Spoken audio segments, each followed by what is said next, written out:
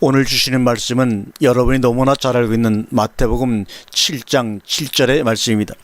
구하라 그리하면 너희에게 주실 것이요, 찾으라 그리하면 찾아낼 것이요, 문을 두드리라 그리하면 너희에게 열릴 것이니 구하는 이마다 받을 것이요, 찾는 이는 찾아낼 것이요, 두드리는 이에게는 열릴 것이니라. 아멘. 우리는 이 말씀을 가지고 제목도 흔하디흔한 구하라 주실 것이라는 제목으로 이 속에 숨겨져 있는 하나님의 깊은 진리를 깨닫는 시간 갖도록 하겠습니다. 구하면 주신다는 관념이 기독교 문화권 속에서 독버섯처럼 피어나고 있습니다. 기도하면 다 이루어진다면서 교인을 갖는 수단과 방법으로 이용되지는 악용되기도 합니다. 그래서 국내 국외로 기도원이 우후죽순 난립상을 이루고 있습니다. 공산당의 종주긴 소련도 공산당은 하루아침에 무너져 내렸지만 기독교 철학무당 족속들의 바벨탑은 오늘도 상승 일로에 있습니다. 너희 중에 누가 아들이 떡을 달라 하면 돌을 주며, 이렇게 구절에 말합니다. 구하는 것은 바로 떡입니다. 기도의 제목은 다른 것도 아니고 떡입니다. 육신의 만사 형통이 아닙니다. 사업의 번창이 아닙니다. 교회의 부흥도 아닙니다. 현실의 수많은 무리들은 그들은 다만 구원의 가능성을 가지고 있는 무리들입니다. 오병이의 무리들처럼 병이나 고치고 육적 만족을 원하는 부류들 뿐입니다. 오늘 요한복음 6장 50절에 이는 하늘로서 내려오는 떡이니, 하늘로서 내려오는 떡을 구함에 우리의 올바른 구함입니다. 너희 중에 누구든지 지혜가 부족하거든 모든 사람에게 후히 주시고 꾸짖지 아니하시는 하나님께 구하라 그리하면 주시리라. 그 유명한 야고보서 1장 5절의 말씀입니다. 지혜는 머리의 회전이나 빠른 것이나 두뇌 출중함이 지혜가 아닙니다. 신방 가서 그 집 자녀의 이름들을 일일이 불러가면서 공부 잘하도록 기도하는 것도 일종의 종교 사격이 아닌가 생각합니다. 정부의 지도층들이 조찬 기도회를 하면서 직권행위를 지혜롭게 달라는 요망이 아닙니다. 교인들이 자기 목사를 위해 기도하면서 지혜로운 목회를 하게 해달라고 하는 것도 아닙니다. 지혜는 실존의 존재를 말하는 것입니다. 고린도전서 1장 24절에 그리스도는 하나님의 능력이요 하나님의 지혜라고 말하고 있습니다. 바로 여기서 말하는 지혜는 그리스도 자신을 얘기하는 겁니다. 바로 지혜는 그리스도 자신입니다. 그리스도 자신을 구하라고 우리에게 그렇게 강력히 오늘 본문을 통해서 말씀하고 있는 겁니다. 성경을 보는 시각이 문제입니다. 이분은 하나님의 말씀이라 공언하면서 사람의 말로 이해를 하고 있습니다. 우리는 성경을 어디를 보든지 그리스도를 보여야 하며 그리스도를 보아야 합니다. 누구든지 사망에 이르지 아니하는 죄를 범하는 것을 보거든 구하라 그리하면 그는 지옥에 이르지 아니하는 범죄자들을 위하여 저에게 생명을 주시라고 말합니다. 구하면 주시겠다는 약속입니다. 그것을 구하는 것은 우리의 책임입니다. 주시는 것은 하나님의 책임입니다. 우리는 구하는 데 있어서 너무나 질서가 없습니다. 구하는 목적이 바로 생명입니다. 죽은 자에게 제일 필요한 것은 생명 이외에 무엇이 있겠습니까? 우리는 너무 헛된 기도의 시간을 허비하고 있는 것을 아시는지요? 각종 기독교 집회에서 구하는 내용들은 모두 휘주동 같은 요청서일 뿐입니다. 무조건 잘되게 해달라는 것입니다. 요한복음 14장 6절에 내가 곧 길이요 진리요 생명이라고 말씀하고 있습니다. 생명은 그리스도 자신을 말씀하고 있죠. 성경의 흐름은 두 줄기로 구분되어 있습니다. 그것은 사망의 줄기와 생명의 줄기입니다. 결국 성경을 신봉하는 모든 사람들은 모두 이 둘 중에 어느 한 줄기에 속해 있습니다. 예수님 당시 바리새인과 서기관 부류층들은 사망의 줄기였고 죄인과 세리는 생명의 줄기였습니다. 예수께서 성령의 충만함을 입어 요단강에서 들어오사 광야에서 40일 동안 성령에게 이끌리시며 10년 전만 해도 40일 기도가 참으로 아주 희귀했습니다. 주님처럼 40일 금식한다는 데에는 되는 자유유사입니다. 그러나 주님께서는 40일 금식 전에 비둘기 성령 강림의 사건이 있었음을 우리는 분명히 중시합니다. 이러한 사건이 없이 사업에 패망해서라든지 교회 성장이 안 돼서 능력을 받기 위해서 고민이 되어 마지막 탈출구로 40일 금식 이행은 우선 성서가 그것에 대하여 응답하지 않는다는 것입니다.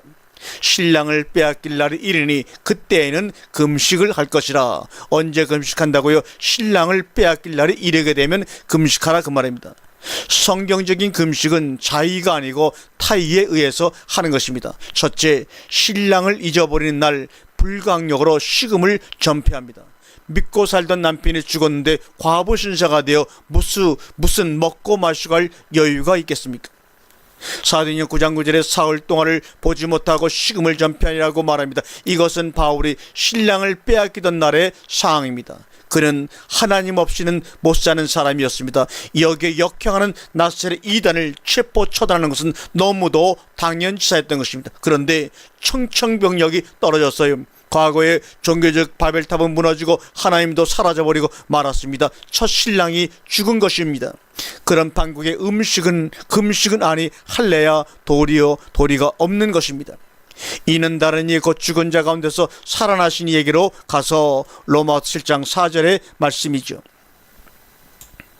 자기 남편이 살아있을 때는 제가가 안됩니다. 만일 남편이 살아있음에도 불구하고 다른 남자에게 가면 음탕한 여자로 이목이 집중됩니다. 그러나 첫 남편이 사망하여 하면 묶였던 법에서 해방이 되죠. 여기서 첫 남편은 바로 역시 예수님이십니다. 정통적 해석으로는 율법이라고도 합니다. 예수라는 이름은 육신적 숭배 대상으로 상징됩니다. 내 속에 내재하고 있는 육신적 예수는 반드시 십자가에 사망해야 합니다. 육신적으로 병이 치유가 되고 돈을 추구하는 기복신앙의 뿌리를 말하고 있는 것입니다. 이것은 육신의 예수를 우상 숭배하고 있는 것입니다. 지금의 많은 교인들은 이 예수 신랑의 자기의 생존을 의지하고 있습니다. 그것은 아직도 내 속에 첫 신랑이 죽지 않았음을 스스로 증거하고 있는 것입니다. 비록 우리가 그리스도도 육체대로 알았으나 이제부터는 이같이 알지 아니하노라. 고린도후서 5장 16절의 말씀이죠. 이 말씀은 사도 바울의 개인적인 신앙 고백입니다. 다메섹 사건을 기점으로 그리스도를 육체대로 알았다는 것이 전격적으로 변동이 된 것입니다. 그리스도로 알았다는 것입니다. 그리스도는 그 진리의 영이신 것입니다. 이제부터 예수 신랑은 사망하고 그리스도의 남편을 만난 것입니다. 고린도서 5장 10절에 그리스도 안에 있으면 새로운 피조물이라 이전 것은 지나갔으니 보라 새 것이 되었다라고 말합니다. 그리스도 안에 우리가 있다고 하는 것은 이제는 예수를 육체로 알지 아니하고 영으로 알았다는 것을 말씀하고 있는 증거입니다. 그렇지 아니하면 그리스도 밖에 있으면서 안에 있는 것으로 착각을 할 뿐입니다. 이전 것은 육신의 예수를 알 때입니다. 새 것은 예수를 그리스도로 알 때부터입니다. 요한복음 9장 31절에 하나님이 죄인들을 듣지 아니하시고 주님께서 제자들과 길 가시다가 날 때부터 소경된 사람을 만나셨습니다. 이 소경은 우연히 주님을 만나게 되어 그의 운명에 대해 전환점을 이루게 되죠. 우선 이 소경이 눈을 뜬 것은 표면적으로 보는 시각이 달라져야 합니다. 육적인 눈을 뜬 것은 그 이면에 영적인 눈이 띄어져야 함을 가르치심이 핵심입니다. 그런데 여기 하나님이 죄인을 듣지 아니하심을 주목해야 합니다. 우리가 생각하는 죄인은 윤리적인 것이고 도덕적인 차원을 넘지를 못하고 있습니다. 그러나 여기서 말하는 죄인은 안식일을 철저히 고수하여 주님을 안식일의 파괴자로 낙인을 찍은 바리새인과 그 추종 집단임을 알아야 합니다. 영의 눈이 감겨져 소경이 되었습니다. 이를 보고 주님은 죄인이라고 하시는 것입니다. 시편 66편 18절에 내 마음에 죄악을 품으면 주께서 듣지 아니하시리라. 독수리가 독수리알을 품고 있으면 독수리를 낳습니다. 오리가 오리알을 품고 있으면 오리를 낳습니다. 사람이 죄악을 품고 있으면 사망을 낳습니다. 우선 우리가 기도하기 전에 선결 조건은 자기 마음에 품고 있는 것을 재검토해 보아야 합니다. 죄악을 품은 상황에서 짝을 잃은 비둘기처럼 슬피 울어도 우리 주님께서는 듣지 않으시기 때문입니다.